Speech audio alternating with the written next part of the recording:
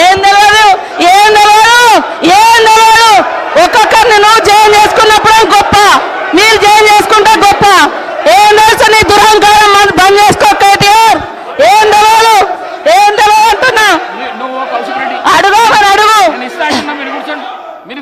ఏం తెలియదు, మీరు అందరు జైలు చేసుకోలే, మీరు అందరు జైలు చేసుకోలే. వాళ్ళు జైలు చేసుకుంటే గొప్పట, మళ్ళీ వాళ్ళతో మెమోరాండాలు ఇప్పిస్తారు వీళ్ళు. మైక్ ఇస్తాను. కౌశిక్ రెడ్డి గారు మీరు కూర్చోండి. కౌశిక్ రెడ్డి గారు మీరు కూర్చోండి.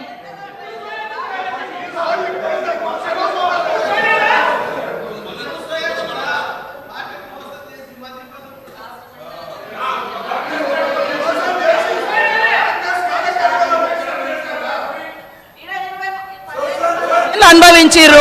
మళ్ళీ అదే కాంగ్రెస్ విధానాల మీద తిడుతుంటే వాళ్ళిద్దరు చప్పట్లు కొట్టడం ఎంతవరకు కరెక్ట్ అధ్యక్ష? ఇప్పుడు కాంగ్రెస్ పార్టీలో 10 ఏళ్ళు మంత్రులుగా వేసారు. మరి 70 ఏళ్ళ కాంగ్రెస్ విధి విధానాలు తెలిసే వాళ్ళు ఆ పదవులలో కొనసాగినప్పుడు మళ్ళీ కాంగ్రెస్ని తిడుతూ ఉంటే రోజు ఇట్లా కొడుతూ ఉండే. అది కరెక్టా అధ్యక్ష? అది కరెక్టా? నేను అందుకనే మేమెప్పుడు కూడా ఒకటి కట్టుబడి ఉన్నాం అధ్యక్ష. మంచికి బాధ్యత మాదే, చెడుకు బాధ్యత మాదే అట్లున్నప్పుడు. కానీ మంచి వాటికి మేము గొప్పవాళ్ళం, చెడ్డ వాటికి మాకు సంబంధం లేదు అని చెప్పుకునే కల్చర్ మాకు లేదు. అప్పుడు కూడా అదే చెప్పినాం. మేము పాత వాటిలలో మేము ఉన్నప్పుడు మా బాధ్యత ఉంటే మేమే బాధ్యులమని చెప్పుకున్నాం.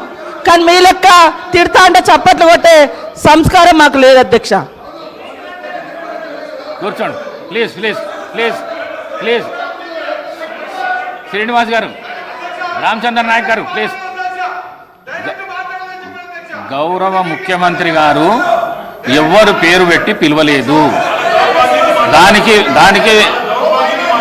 దానికి సభా మర్యాదలు కాపాడవలసిన విషయం మీకు కూడా చెప్తున్నా. నేను ఎవరు పేరు పెట్టి పిలవలేదు. సభానాయకుడు ఎవరు పేరు పెట్టి పిలవలేదు.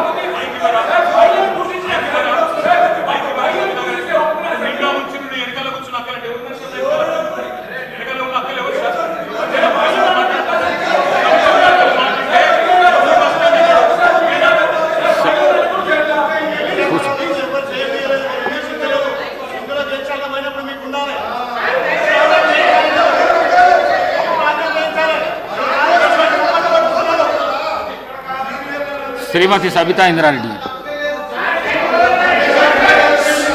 స్పీకర్ గారు మాట్లాడడానికి 1 నిమిషం అవకాశం ఇస్తే మాట్లాడతాను అధ్యక్ష. ఆగండి.